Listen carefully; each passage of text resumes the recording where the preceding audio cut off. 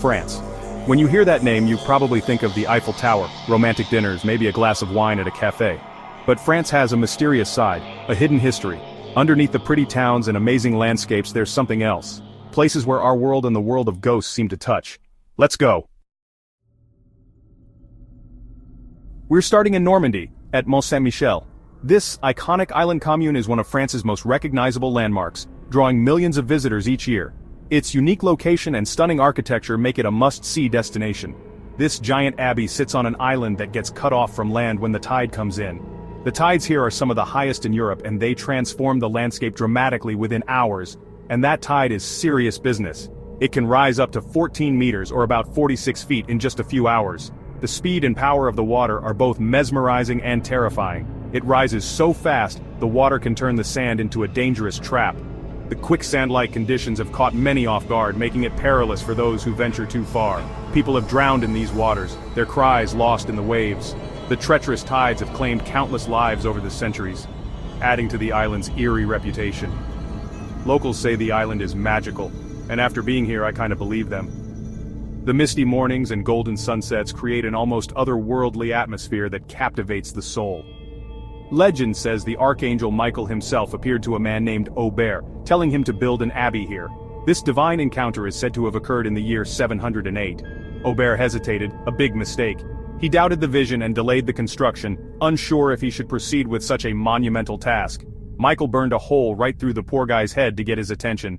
This dramatic act finally convinced Aubert to start building the abbey, which would become a beacon of faith and resilience.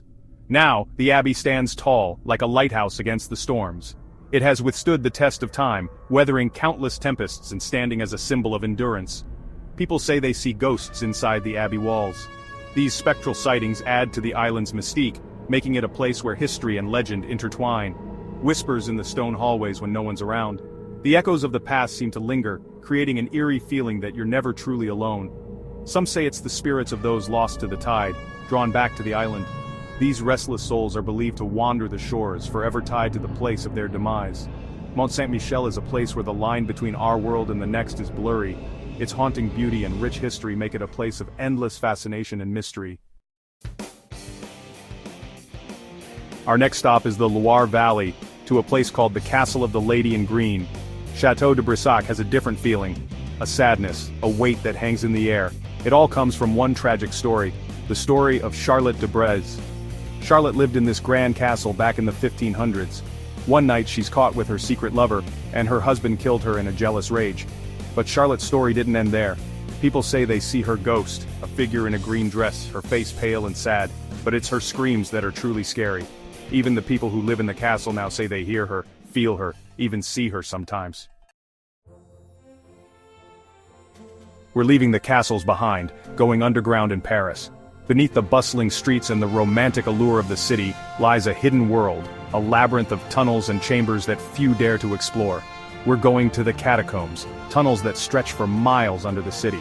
These aren't just any tunnels, they are a vast network that holds the remains of millions. These tunnels are filled with bones, millions of them. Imagine this, it's 1786. The city is grappling with a crisis that is both macabre and urgent.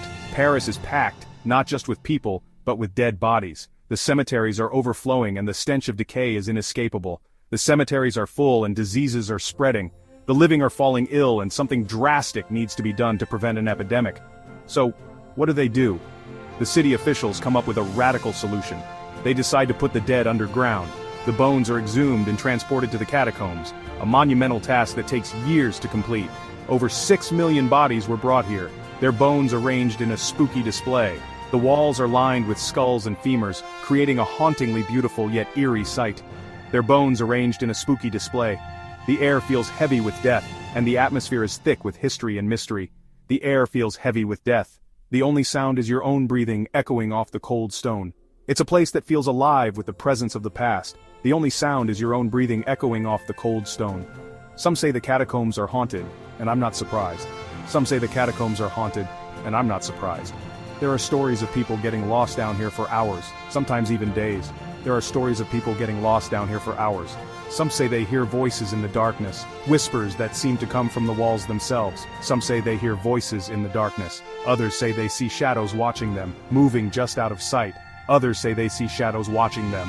The Catacombs of Paris hold their secrets tight, and they are not easily revealed. The Catacombs of Paris hold their secrets tight. They are a testament to the city's dark history, a reminder of the countless souls who rest here, and the mysteries that may never be uncovered.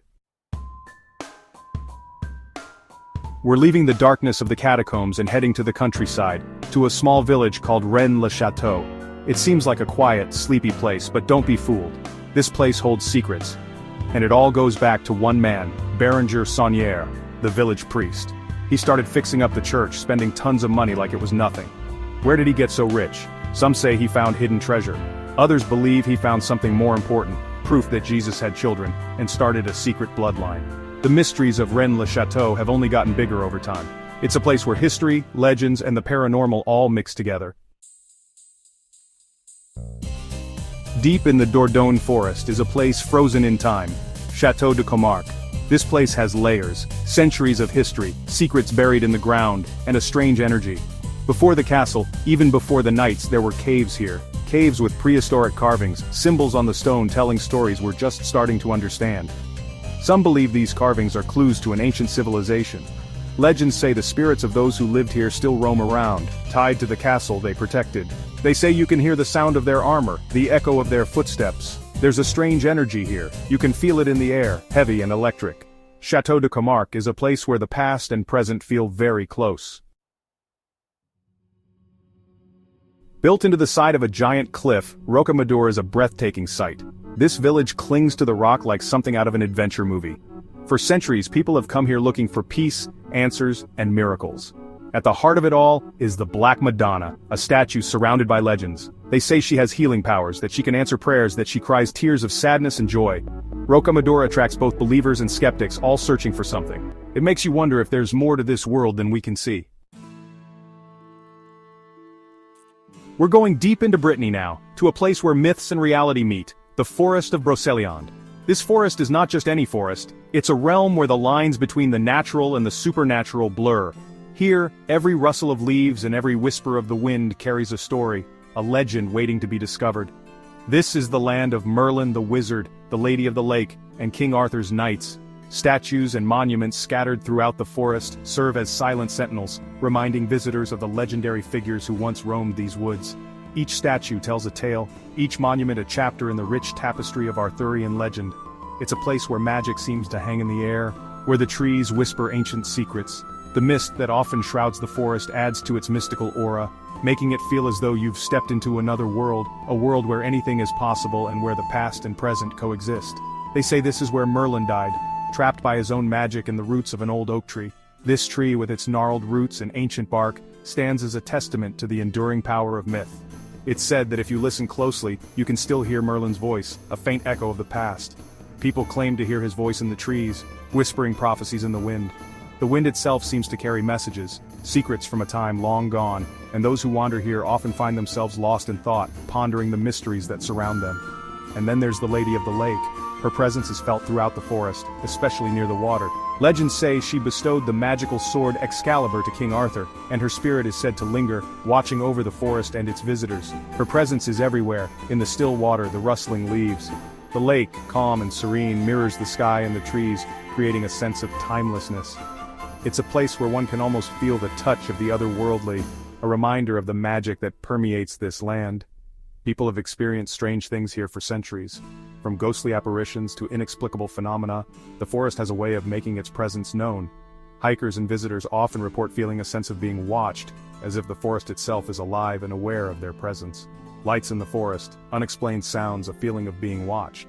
These experiences have been passed down through generations, adding to the forest's mystique. Some say the lights are will-o'-the-wisps, guiding or misleading travelers, while others believe they are the spirits of the forest making their presence known. This forest makes you question what's real, makes you wonder if maybe those old stories are more than just fairy tales. As you walk through the mist and listen to the whispers of the trees, you can't help but feel that there's more to this place than meets the eye. Perhaps, just perhaps, the magic of Brocéliande is real, waiting for those who believe. From the magical forest we find ourselves looking at something amazing, the Palais Ideal. This palace was built by hand, stone by one man, Ferdinand Cheval, a simple mailman with an extraordinary dream. For For 33 years, Cheval walked his mail route, collecting stones, shaping them, and putting them together to build this unbelievable structure. Inspired by postcards, by dreams, by something he couldn't explain, Cheval created a palace that doesn't seem possible. Some say he was guided by unseen forces, that the palace has a mystical energy. Walk through these halls and you'll see symbols from all over the world, intricate carvings and a feeling of wonder. Was Cheval a visionary, a madman, or something in between? The Palais Ideal doesn't give us any easy answers, it just reminds us that the world is full of mysteries. Our journey takes a sad turn as we arrive at Oradour-sur-Glane. This isn't a place of mystery or legend, this is a place of tragedy, a reminder of the terrible things people can do. On June 10, 1944, this village was the site of a horrible event. Nazi soldiers killed 642 men, women and children, leaving behind unimaginable destruction. Today, Oradour-sur-Glane stands as it did that day, a ghost town, frozen in time. Some say the spirits of those who died here still linger, unable to find peace. Oradour-sur-Glane is a stark reminder of how fragile life is, the power of memory, and the importance of never forgetting the past. Our final stop is just outside Paris at the Basilica of Saint-Denis, a beautiful Gothic church and the burial place of French kings and queens. This is where Saint-Denis, the first bishop of Paris, was killed. Beheaded by the Romans, he picked up his own head and walked for miles, preaching a message of forgiveness before finally falling.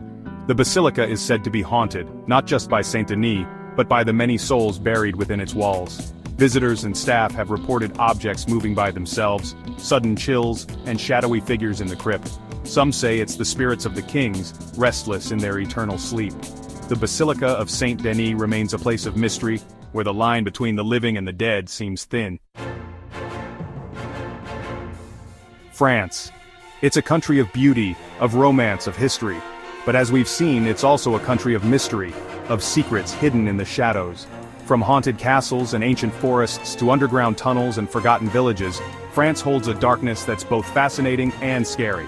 So the next time you're in Paris, remember, beneath the surface another France awaits. Subscribe for more mysteries or check out our next video on the world's most haunted forests.